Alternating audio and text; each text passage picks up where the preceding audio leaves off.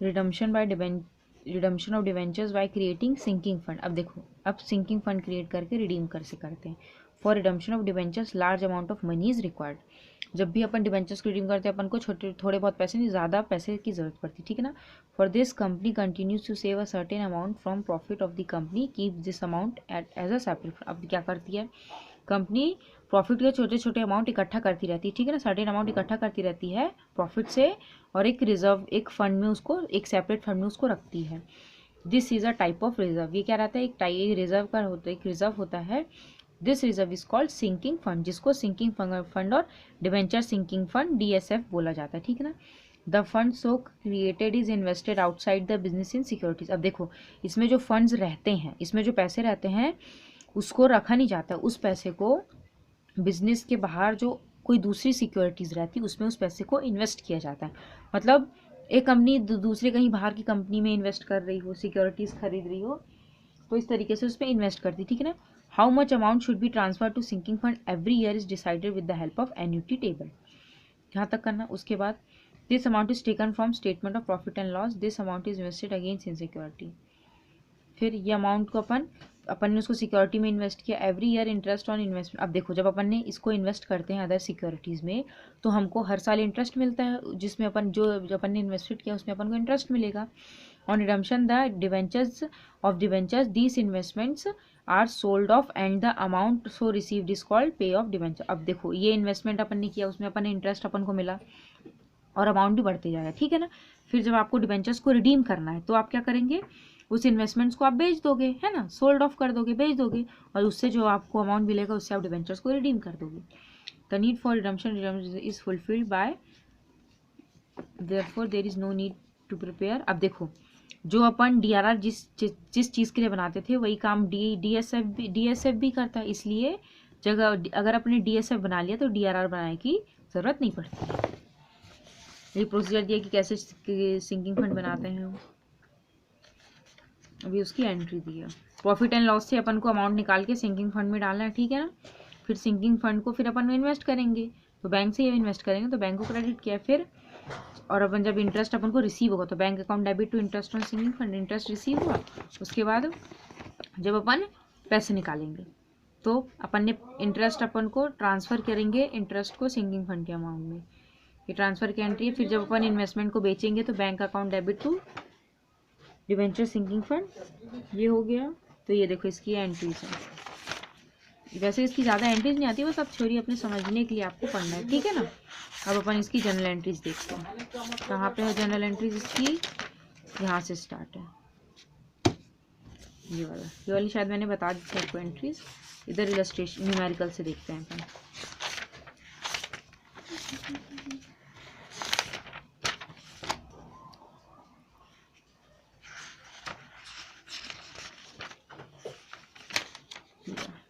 Question 1, auto care limited ने issue करे हैं 1016% debentures of 100 each eight 5% discount पे इशू करें, और जो रिडीम होंगे 10% प्रीमियम में, कितने 10 साल बाद, आउट ऑफ द प्रॉफिट, और प्रॉफिट से अपन रिडीम करेंगे, ठीक है ना। Give general entries for the issue and redemption. Issue और रिडम्पशन दोनों की आपको एंट्री पास करनी है।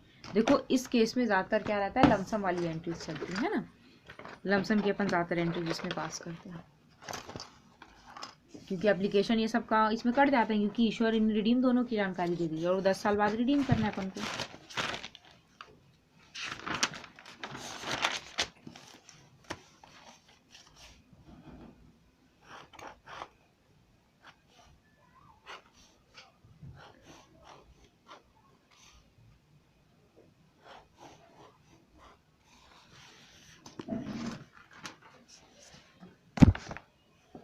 सबसे पहले इशू की एंट्री पास करेंगे, ठीक है ना। डेट कौन सी होगी, अब डेट इन्हें स्पेसिफाई की नहीं, बस 10 साल बाद बोल दिया, तो इसलिए डेट की कोई ज़रूरत नहीं है। Date, particulars, ledger folio, debit, credit. First क्या है, इशू कर रहे हैं ना, तो बैंक में पैसे आएंगे क्योंकि एप्लीकेशन एक साथ रिसीव होता है ना अपन को। बैंक अकाउंट डेबिट टू, क्या इशू कर रहे हैं, 16% डिवेंचर्स अकाउंट, ठीक है ना। और रिडीम किस में कर रहे हैं, प्रीमियम में, तो लिखेंगे टू प्रीमियम ऑन डी है ना, premium on redemption, premium on redemption account, यहाँ पे आ जाएगा loss on issue of debentures account debit. अब इधर देखो, अपन इशू किस में कर रहे हैं, डिस्काउंट में। तो अपन जब डिस्काउंट में इशू करते थे तो अपन क्या लिखते थे, discount on issue of debentures account debit. पर इसमें दो कंडीशन है, एक तो आप इसमें डिस्काउंट में इशू कर रहे हो, कम में ले रहे हो, और दे ज़्यादा में रहे हो, तो आपको दोनों ही केस में आपको नुकसान हो रहा है। तो जब अपन प्रीमियम में रिडीम करते हैं तो एक बार यहाँ पे शो होता है, एक बार यहाँ पे शो होता है loss on issue of debenture. अब इसमें दो तरीके का नुकसान है, एक तो डिस्काउंट में इशू किया वो वाला लॉस है, और एक प्रीमियम पे आप रिडीम कर रहे हो उसका लॉस है। तो डिस्काउंट और इस लॉस को दोनों कंबाइन करके इनने एक एंट्री लिखी है, loss on issue of debentures. अब अमाउंट कैसे डालेंगे, अपन देखो 1000 डिबेंचर्स हैं, अपन कितने में इशू कर रहे हैं, 5% डिस्काउंट में। तो 1000, सॉरी फेस वैल्यू 100 है, तो 100 का 5% कितना आ जाएगा, 95 रुपीज़ में, ठीक है ना। तो इंटू 95 करेंगे तो बैंक में तो अपना 95,000 आ जाएगा, ठीक है ना। और डिबेंचर्स में कितना जाता है, फेस वैल्यू जाता है 1000 इंटू 100, तो अब यहाँ पे आ जाएगा 1 लाख। और अपन रिडीम किस में कर रहे हैं, प्रीमियम में, कितने 10%, तो 10 रुपये का प्रीमियम होगा, तो यहाँ पे आ जाएगा 10,000। अब यहाँ का अमाउंट कैसे निकालेंगे, 1000 इंटू डिस्काउंट 5 रुपये का वो, प्लस 10 रुपये का ये प्रीमियम वाला रिडीम, टोटल 15 रुपये। तो यहाँ पे आ जाएंगे 15,000, समझ में आया, ऐसे अमाउंट आएगा। अब टोटल पर करेंगे तो बराबर आएगा 1,10,000, ठीक है। नरेशन में लिखेंगे बीइंग डिबेंचर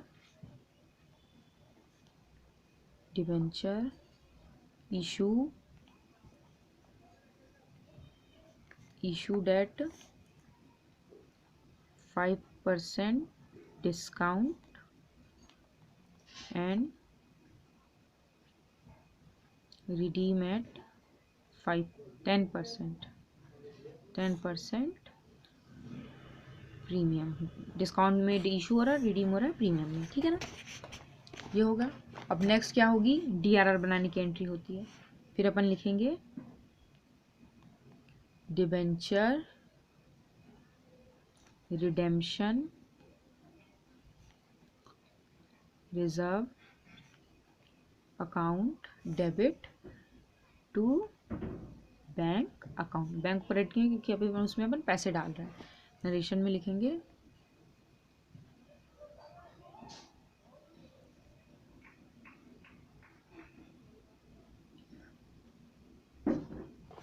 इसका नरेशन में इधर से कैसे बताते हैं आपको,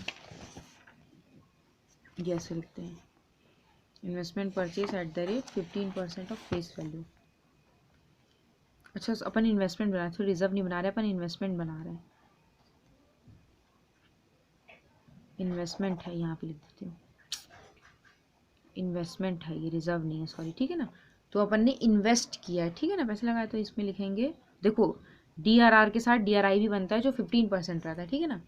तो इसके लिखेंगे इन्वेस्टमेंट परचेज्ड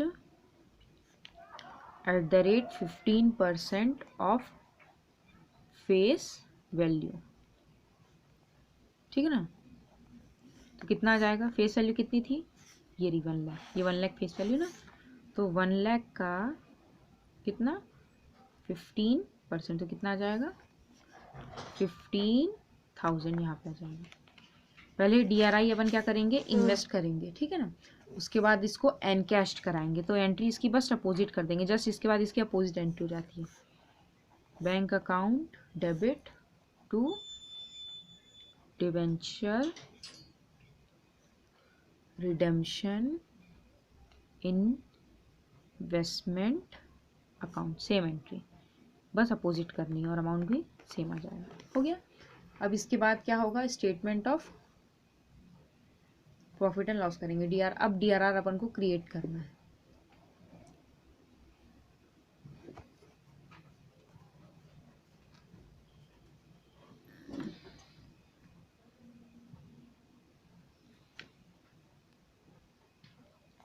अब अपन DRR बनाएंगे, ठीक है ना। तो इसकी एंट्री बनती है statement of profit and loss account debit to debenture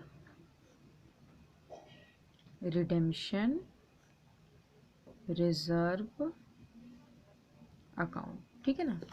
ऐसे तो 25% बनाते ही हैं, पर इस क्वेश्चन में क्या लिखा है, 10 ईयर्स के बाद रिडीम करेंगे आउट ऑफ प्रॉफिट। तो आपको ये मान के चलना है जो आप रिडीम कर रहे हैं वो आउट ऑफ प्रॉफिट में से कर रहे हैं। तो इस केस में जो फेस वैल्यू रहता है उसी को पूरा उठा के DRR में डाल दिया जाता है, 25% नहीं निकाला जाता है अगर आउट ऑफ प्रॉफिट से रिडीम करते हैं। तो जो पूरा फेस वैल्यू उसको पूरा आप उठा के डाल देना इसमें, क्योंकि इधर देखो, इधर जो इलस्ट्रेशन है उसमें भी यही बताया है। एक क्वेश्चन दिया था जहाँ पे लिखा था सिंपल लिनियर जानकारी देती थी पर 5 साल बाद वो रिडीम होगा, किससे रिडीम करेंगे मेथड नहीं बताया था। तो जो फेस वैल्यू थी उसका इनने 25% डाला था DRR में, ठीक है ना। पर इसके नेक्स्ट क्वेश्चन में देखो यहाँ पे लिखा है आउट ऑफ प्रॉफिट, प्रॉफिट से रिडीम करेगा। तो इन्हें क्या किया है, जो फेस वैल्यू अमाउंट है उसी को DRR में पूरा इन्हें डाल दिया। तो समझ में आया ना। अगर आउट ऑफ प्रॉफिट से रिडीम करने बोल रहा है तो आप 25% नहीं निकालोगे, पूरा आप उसको उतना फेस वैल्यू को डाल दोगे। अब फिर नेक्स्ट की एंट्री क्या होगी, अब अपन अमाउंट ड्यू करेंगे रिडम्पशन के लिए। तो इसका नरेशन लिख लेना, इसमें लिखेंगे DRR क्रिएटेड, ठीक है ना, redemption debenture redemption reserve is created. फिर नेक्स्ट क्या होगा, अब अपन ड्यू करेंगे पेमेंट, जैसे अपन ड्यू करते हैं ना अलॉटमेंट, वैसे ही ड्यू करेंगे डिबेंचर्स को पे करने के लिए। तो पहले 16% डिबेंचर अकाउंट डेबिट, और रिडीम किस में कर रहे हैं, प्रीमियम में। तो ये वाली जो एंट्री थी ना यहाँ अपन ने क्रेडिट किया था, इधर इसको डेबिट करेंगे। Premium on redemption of debenture account debit to debenture holder, to debenture holder account. Amount कितना आएगा, 1,10,000, डिबेंचर्स 1 लाख के, और प्रीमियम पे दे रहे हैं तो 10,000 का प्रीमियम था। नरेशन में लिखोगे amount due to redemption of debentures, debentures को रिडीम करने के लिए अमाउंट ड्यू किया। अब क्या करेंगे, पे करेंगे। तो डिबेंचर होल्डर को डेबिट करना, debenture holder account debit to bank, bank के जरिए पैसे देंगे ना। देखो इसमें एक साथ पैसे देने की बात कर रहा है, इसलिए इसमें पूरा 1 लाख का अपन ने DRR बनाया है। 1,10,000, 1,10,000 ये हो गया। अब देखो, अब जो DRR में जो अमाउंट अपन ने बना था अब उसको अपन जनरल रिजर्व में ट्रांसफर करेंगे। Last entry debenture redemption reserve account debit to general reserve, to general reserve account. कितना था, 1 लाख, 1 लाख, ठीक है ना। आज समझ में ये था क्वेश्चन नंबर फर्स्ट का। अब नेक्स्ट क्वेश्चन में भी इसी, अब देखो इसमें डेट डाल के दिया, तो मैं एक ये वाला बता देती हूँ आपको। बस ध्यान रखना अगर आउट ऑफ प्रॉफिट बोल रहा है तो पूरा अमाउंट डालना है, 25% नहीं निकालना।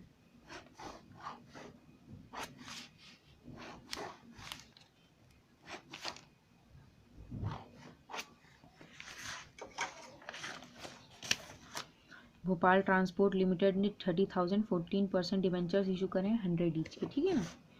ऑन 1 जनवरी 2014 को इनने इशू करे हैं at par redeemable at premium. अब देखो पार पे इशू क्या है, पर रिडीम किस में करना है, 10% प्रीमियम पे at the end of 5 year, 5 साल के बाद। 14 में इशू किया, मतलब 14, 15, 16, 17, 18, 18 में अपन को इसको रिडीम करना है, ठीक है ना। You are required to give the general entries, issue and redemption दोनों की एंट्रीज पास करेंगे। सबसे पहले अपन इशू की एंट्री पास करेंगे, है ना। डेट कब इशू करा अपन ने, 2014 1 जनवरी को इशू कर रहे हैं। तो बैंक अकाउंट डेबिट टू कितने परसेंट डिबेंचर है, 14%, टू 14% डिबेंचर अकाउंट डेबिट। और प्रीमियम में रिडीम कर रहे हैं तो क्या लिखेंगे, to premium on redemption of debenture account, और यहाँ पे डाल देंगे loss on issue of debentures, क्योंकि प्रीमियम में आप पैसे दे रहे हो ना, आप ज़्यादा पैसे दे रहे हो तो आपको लॉस होगा ना, अकाउंट डेबिट। अब अमाउंट कैसे डालेंगे, बैंक में कितना डालेगा, पार पे रिडीम कर रहे हैं, कितने 30,000, 30,000 इंटू 100 कितना आ जाएगा, 30 लाख आ जाएगा, 30 लाख आएगा ना। ये अब देखो इसमें कितना डालेंगे, फेस वैल्यू 30,000 इंटू 100, सॉरी जी ज़्यादा हो गया। अब प्रीमियम में रिडीम कर रहे हैं, कितने परसेंट प्रीमियम में रिडीम कर रहे हैं अपन, 10% मीन्स 10 रुपये, तो यहाँ पे आ जाएगा 3 लाख। 10 रुपये में रिडीम कर रहे हैं, आपको लॉस भी उतने का 10 रुपये कर, तो ये वाला अमाउंट सेम इधर पे आ जाएगा 3 लाख। ठीक है ना, ये एंट्री पास हो गई। अब अपन क्या था, DRI बनाने का अपना एंट्री था। तो DRI कब बनते हैं, ध्यान रखना, जब भी अपन रिडीम करने वाले रहते हैं उससे मतलब 1 साल पहले अपन को DRI बनाना पड़ता है। जैसे हम रिडीम कर रहे हैं 5 साल बाद रिडीम कर रहे हैं, मतलब 18 को रिडीम करेंगे तो उसके 1 साल पहले अपन को बना के चलना। पर ये मान के चलेंगे उनका जो बुक्स चल रहा है वो अप्रैल से दिसंबर तक, अप्रैल से मार्च तक चल रहा है, ठीक है ना, ये अपन बुक्स मानेंगे। तो 1 साल पहले अपन को DRI बनाना है, DRI बनाना है, तो 2017 को बनेगा। 18 में रिडीम करो, डेट क्या होगी, अप्रैल 30, 1 साल जस्ट पहले आपको DRI बनाना है, ठीक है ना। तो एंट्री क्या बनेगी, क्योंकि पैसे इकट्ठा करना शुरू करना पड़ता है ना रिडम्पशन करने के पहले, तो debenture redemption investment account debit to bank account, कितना आएगा, फेस वैल्यू का 15%, तो 4,50,000 आएगा, 4,50,000 यहाँ पे कर लो, 30 लाख का 15%। नरेशन में क्या लिखेंगे, इन्वेस्टमेंट परचेज्ड, मतलब इन्वेस्टमेंट परचेज किया है @15%। और फिर नेक्स्ट क्या करेंगे, अब अपन ने DRI बना लिया, अब अपन इसको 2018 में जब रिडम्पशन का टाइम आया मार्च 31 को अपन इसको अब एन कैश कराएंगे, मतलब अपन ने इन्वेस्टमेंट करके रखा था, अब अपन उसमें से पैसे लेंगे, ठीक है ना, पैसे लेंगे अपन। तो एंट्री क्या बनेगी अपनी, अपोजिट एंट्री, बस डेट चेंज होगा, बैंक अकाउंट डेबिट टू मैं शॉर्ट में लिख रही हूँ क्योंकि मेरे पास जगह शॉर्टेज पड़ती है, तो DRI अकाउंट, ठीक है ना, DRI कितना, 4,50,000, 4,50,000 ये हो गया। अब मार्च को बनाया अपन ने, अब अपन दिसंबर 31 को डिवेंचर्स को क्या करेंगे, रिडीम करना है अपन को, तो इसी दिन अपन DRR सब अपना सेम ही डेट बनेगा। ये बुक अपनी जनवरी से दिसंबर तक है, मैंने गलत बताया था, ठीक है ना, जनवरी से दिसंबर तक है अपनी बुक जो है वो, इस बुक पे इस डेट पे बुक अपनी चल रही है। तो रिडीम करने के अपन को कितने, अच्छा अपने अप्रैल में बनाया था ना, चल ठीक है, दिसंबर आ गया अपना। अब अपना DRR बनाएंगे, तो एंट्री बनेगी statement of profit and loss debit to DRR, मतलब डिबेंचर रिडम्पशन रिजर्व, कितना, 30 लाख का कितना, 25% अब लेंगे, 30 लाख का 25% कितना आएगा,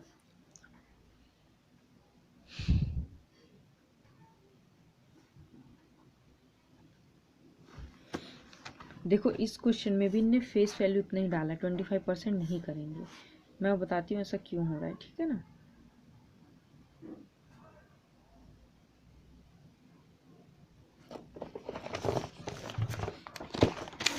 देखो यहाँ पे इनने इन्फॉर्मेशन तो दी है, ये देखो company can redeem all the debentures out of profit. Out of profit में पूरा डिबेंचर्स रिडीम कर सकते हैं। क्रिएट और DRR आपको क्रिएट करना पड़ेगा पूरा 100% पे। इस क्वेश्चन में आउट ऑफ प्रॉफिट दिया था, पर इधर के आप क्वेश्चन में देखना, इधर के क्वेश्चन में आपको आउट ऑफ प्रॉफिट नहीं दिया रहेगा, पर इनने ये भी नहीं लिखा है कि आपको क्रिएट करना है DRR, जैसे इस क्वेश्चन पे लिखा है। इसमें ऑलरेडी बैलेंस था पर DRR क्रिएट करना है। इधर के भी क्वेश्चन में लिखा है DRR आपको बनाना है, ठीक है ना। और यहाँ के भी क्वेश्चन में दिया है DRR अकाउंट आपको रिक्वायर्ड बनाना है। तो अगर क्वेश्चन में लिखा है आपको DRR अकाउंट बनाना है तब आप उसको 25% लेंगे, नहीं तो फिर आपको पूरा 100% ही लेके चलना है। अपन ये मान के चलेंगे कि ये क्वेश्चन में अपन आउट ऑफ प्रॉफिट से पूरा रिडीम कर रहे हैं, इसलिए पूरा जितना अमाउंट फेस वैल्यू रहेगा उतना ही अमाउंट आपको DRR में डालना है, ठीक है ना। ये है आउट ऑफ प्रॉफिट लिखा हो वो, अगर उसमें DRR नहीं लिखा हो तो भी, ठीक है ना। तो अपन 30 लाख डाल देंगे इसमें। 31 दिसंबर को 30 लाख डाला। अब अपन क्या करेंगे, अब अपन अमाउंट ड्यू करेंगे पेमेंट के लिए 31 दिसंबर को। ही एंट्री क्या बनेगी, 14% डिवेंचर अकाउंट डेबिट। प्रीमियम में रिडीम करना है तो premium on redemption of debenture account debit to debenture holder account, to debenture holder account. Amount कितना जाएगा इसमें, 30 लाख। प्रीमियम कितने का था, 3 लाख का था टोटल। 33 लाख डिवेंचर होल्डर को पे करना है अपन को। ये ड्यू हो गया। अब अपन पेमेंट करेंगे तो एंट्री बनेगी, डेट सेम आएगी सब में,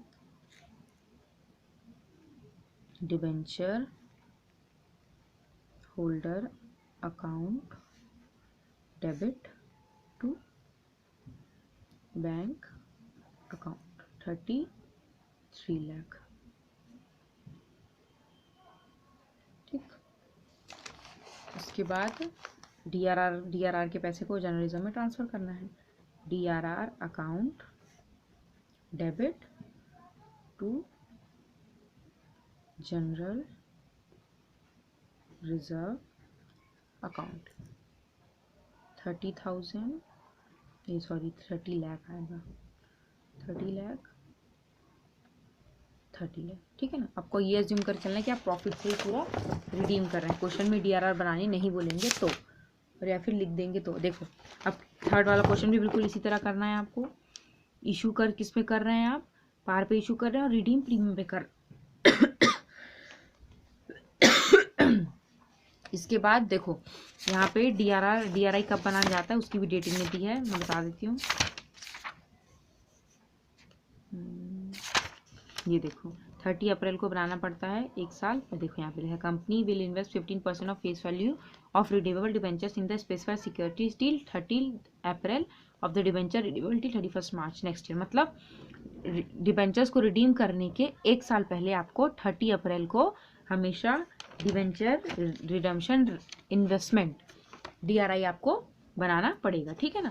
तो इसमें आप DRI कब बनाओगे, 1 जनवरी को हो रहा है तो आपको कितने साल में, 5 साल में रिडीम करना है। तो देखो 14, 15, 16, 17, 18, तो आपको 30 अप्रैल 2017 को आपको DRI बनाना पड़ेगा, ठीक है। फिर उसके बाद फिर 2018 31 मार्च को उसको एक बार आपको एनकैश कराना पड़ेगा। उसके बाद जो भी एंट्रीज होगी 31 दिसंबर की होगी, बिल्कुल जो इस वाले क्वेश्चन में अपने एंट्रीज करी थी ना, इस वाले में बिल्कुल इसकी तरह एंट्रीज होंगी, ठीक है ना। इस डेट पे आपने एक बार बनाया उसको, फिर यहाँ पे एनकैश कराएंगे अपन, फिर DRR बनाएंगे, फिर लास्ट डेट पे उसको अपन क्या करेंगे, ड्यू करेंगे, फिर डिवेंचर होल्डर को पे करेंगे, फिर DRR को अपन जनरल रिजर्व में ट्रांसफर करेंगे। इस क्वेश्चन में भी जितना फेस वैल्यू आएगा उतने ही DRR में डालना है आपको पूरा। फोर्थ वाला भी बिल्कुल ऐसा ही होगा, ट्राई करना।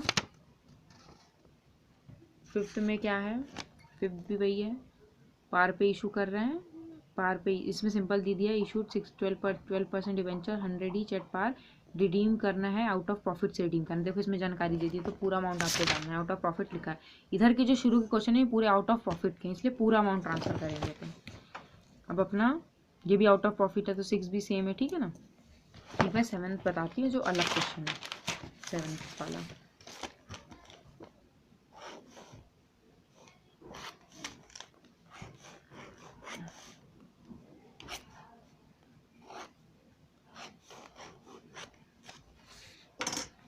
देखो, पीथमपुर लिमिटेड ने 8,000 10% डिबेंचर्स 100 ईच ड्यू है रिडम्पशन के लिए ऑन 31 मार्च 2018 को, ठीक है ना। There is a balance of 1,50,000 in DRR। अब देखो पहले से इसमें 1.5 लाख का बैलेंस रखा हुआ है DRR में। On the date of redemption record necessary entries at the time of redemption. अब इसमें इशू की इनने ज़्यादा कुछ जानकारी दी नहीं है, तो अपन सबसे पहले जो एंट्री पास करेंगे 2000, रिडीम कब करना है 18 को, तो 1 साल पहले अपन को DRR बनाना है अप्रैल 30 में। इशू की ने अच्छे से जानकारी नहीं दी, इसलिए आपको इशू की एंट्री पास नहीं करनी, ठीक है ना, क्योंकि इसमें क्या बोल रहा है, record necessary entries at the time of redemption only, सिर्फ रिडम्पशन की एंट्री पास करने बोल रहा है। अगर इशू की बोलता तो इशू की पास करते, पर इसमें सिर्फ रिडम्पशन की एंट्री पास करने बोल रहा है, ठीक है ना। तो अब DRI से स्टार्ट करेंगे। DRI account debit to bank account, face value का 15%। तो फेस वैल्यू कितना होगा आप देख लो, 8 लाख का 8,000 इंटू 100 करेंगे तो कितना आएगा, 8 लाख आएगा। 8 लाख का 15% निकालेंगे तो कितना आएगा, 1,20,000, 1,20,000, ठीक है ना। नरेशन में लिखोगे investment purchase at the rate 15%, ठीक है ना। अब इसको 2018 में आ गए, अब इसको मार्च 31 को एन कैश कराएंगे, ठीक है ना। एन कैश मतलब पैसे निकालेंगे, तो एंट्री बनेगी bank account debit to DRI account 1,20,000, 1,20,000। अब DRR क्रिएट करेंगे मार्च 31 को। Statement of profit and loss debit to DRR account, कितना। अब देखो क्वेश्चन में पहले अपन इसका 8 लाख का 25% निकालते हैं, ठीक है ना। तो देखो यहाँ पे ने हिंट में दिया, तो यहीं पे देख लो 8 लाख का 25% कितना आएगा, 2 लाख आएगा। तो ऐसे तो अपन यहाँ पे 2 लाख लिखते, पर पहले ही क्वेश्चन में दिया गया कि इसमें DRR में पहले से कुछ बैलेंस रखा हुआ है, 1.5 लाख पहले से इसमें है, तो आपको सिर्फ जितना बच रहा है आप उतना ही आप डालोगे, तो 50,000 का ही आपको सिर्फ इसमें अमाउंट डालना है। क्यों, क्योंकि 1.5 लाख पहले से ही रखा हुआ था। नरेशन में लिखेंगे, यहाँ पे इसका नरेशन लिख दो, इसका नरेशन लिखेंगे इन्वेस्टमेंट एंड कैश्ड, बस छोटा सा इतना ही लिखना है, investment and cached, cash CHASSH आएगा, कैश्ड ना। इसका नरेशन होगा बीइंग शॉर्टेज ऑफ 25% रिक्वायर्ड, जितनी ज़रूरत थी 25% की रिक्वायर्ड थी, इसलिए अपन ने इतना ही अमाउंट डाला है, ठीक है ना। फिर अपन अब इसको ड्यू करेंगे। ड्यू की एंट्री क्या हो रही है, पार पे रिडीम कर रहे हैं, तो सिंपल एंट्री होगी 10% debenture account debit to debenture holder account,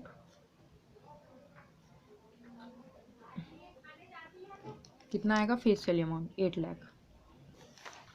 8,000 को मल्टीप्लाई करेंगे 100 से, 8 लाख आएगा, ठीक है ना। 8 लाख आया। नरेशन में लिखेंगे amount due to debenture holder, amount due to debenture holder, ठीक है ना। अब अपन पे करेंगे उसको, debenture holder account debit to bank account 8 lakh. ये सिंपल केस था ना, इसमें प्रॉफिट हो रहा था ना लॉस हो रहा था, पार पे अपन रिडीम कर रहे थे और इशू भी कर रहे थे, ठीक है ना। अब 31 मार्च को पे कर दिया, यहाँ पे पेमेंट मेड कर दो, यहाँ पे नरेशन लिखेंगे पेमेंट मेड, पैसे दे दिए। अब अपन DRR के अमाउंट को ट्रांसफ़र करेंगे, ठीक है ना। DRR account debit to general reserve, DRR account debit to general reserve account कितना डाला था 50,000, 50,000 नहीं आएगा, पूरा 2 लाख आएगा क्योंकि 25% को पूरा डालना पड़ता है, ठीक है ना। तो पूरा 2 लाख से आएगा डीआरआर में, ध्यान रखना। यहाँ पे 50 इसलिए लिखा था क्योंकि 1.5 लाख पहले ही डीआरआर में था, पर जब अपन उसको ट्रांसफर करेंगे जर्नलिज्म में तो जितना निकलता है वो पूरा डालेंगे, ठीक है ना। ये क्वेश्चन है। अब देखो 8th वाला भी बिल्कुल सेम है। गरिमा लिमिटेड ने 4 लाख 9% डिबेंचर्स ड्यू करे हैं रिडम्पशन के लिए, ठीक है ना। कंपनी के पास 70,000 पहले ही डीआरआर में रखा हुआ है, ठीक है ना। डिबेंचर रिडम्पशन रिजर्व में 70,000 पहले से रखे हुए हैं। It was decided to invest the required amount toward debenture, जितना अमाउंट की जरूरत है उसको डीआरआर में अपन इन्वेस्ट करेंगे, डीआरआर में, ठीक है ना। Pass the general entries for the redemption, सिर्फ रिडम्पशन की एंट्री पास करनी। सबसे पहले डीआरआई क्रिएट करेंगे, तो डीआरआई आपको किसका क्रिएट करना है, इसका 4 लाख का 15% निकालेंगे क्योंकि ये अमाउंट पूरा ही दे दिया इन्होंने, ठीक है ना। तो 4 लाख का आपको यहाँ पे देखो फेस वैल्यू दी नहीं, तो मान के चलना फेस वैल्यू जो भी अपन को उससे कोई लेना देना नहीं है। ये 4 लाख जो ये पूरा पैसे दे के रखे हैं, जैसे यहाँ पे डिबेंचर्स दिए रहते थे तो इसमें रुपीज़ का साइन नहीं लगा रहता था, पर इसमें रुपीज़ का साइन लगा, तो ध्यान रखना कि टोटल इतने के डिबेंचर्स इशू करे हैं पार पे, समझ में आया ना। तो डीआरआई क्रिएट करेंगे अपन 15% का इस पर, ठीक है ना। एंट्री पास करोगे, फिर डीआरआर क्रिएट करोगे, तो डीआरआर आपका कितना आएगा जब आप क्रिएट करोगे, तो देखो 4 लाख का अगर आप 25% आप डीआरआर बनाओगे तो 1 लाख आएगा। और क्वेश्चन में क्या बोला कि 70,000 पहले से ही डीआरआर में रखा हुआ है, ठीक है ना। तो 1 लाख में से 70,000 माइनस करके जो 30,000 बचेगा उसको आप डालोगे डीआरआर में, डीआरआर में डालोगे, फिर डिबेंचर होल्डर को पेमेंट के लिए ड्यू करोगे, पेमेंट करोगे, फिर लास्ट में क्या करेंगे, अब अपन डीआरआर को ट्रांसफर करते हैं जर्नलिज्म में, तो जब जर्नलिज्म में ट्रांसफर करोगे तो 30,000 को नहीं डालना, पूरे 1 लाख को डालना, ठीक है ना। क्योंकि इसका 70 ये प्लस 30 जो अपन ने निकाला उसकी शॉर्टेज हो रही थी, उस पूरे को डालेंगे जैसे इस क्वेश्चन में अपन ने किया था, बिल्कुल उसी तरीके से, ठीक है ना। तो 8th वाला भी वैसे ही होगा। फिर 9th में क्या है,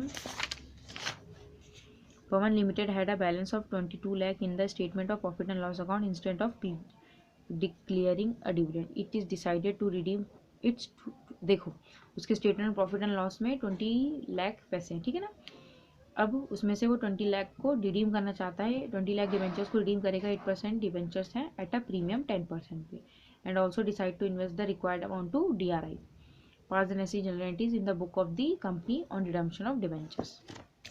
अब देखो ये 9th में क्या करेंगे, सबसे पहले डीआरआई बनाएंगे, तो 20 लाख का 15% निकालोगे तो कितना आएगा 33 लाख, तो 3 लाख आप डालोगे डीआरआई में, ठीक है ना। फिर उसको एनकैश कराओगे, फिर डिबेंचर रिडम्पशन रिजर्व बनाओगे, तो इसमें पूरा एक साथ रिडीम कर रहे हैं पैसा, तो मीन्स लमसम वाला एक साथ रिडीम कर रहे हैं, तो डीआरआर में आप 25% नहीं डालोगे, ये पूरा 20 लाख डालोगे, ध्यान रखना, क्योंकि एक साथ रिडीम करने को बोल रहा है, रिडीम इज 20 लाख बोला है ना, तो ये एक साथ रिडीम कर रहे हैं, तो पूरा 20 लाख आपका किस में जाएगा, डीआरआर में डालेगा, डीआरआर में डालोगे, फिर इसकी एंट्री पास करोगे आप, किसकी, ड्यू करके फिर पेमेंट करोगे, फिर जर्नलिज्म में ट्रांसफर करोगे, डीआरआर क्या मांगे, पूरा 20 लाख डालना है, ठीक है ना। तो ये आउट ऑफ प्रॉफिट इसकी तरीके से, ये 9th वाला क्वेश्चन, ठीक है ना।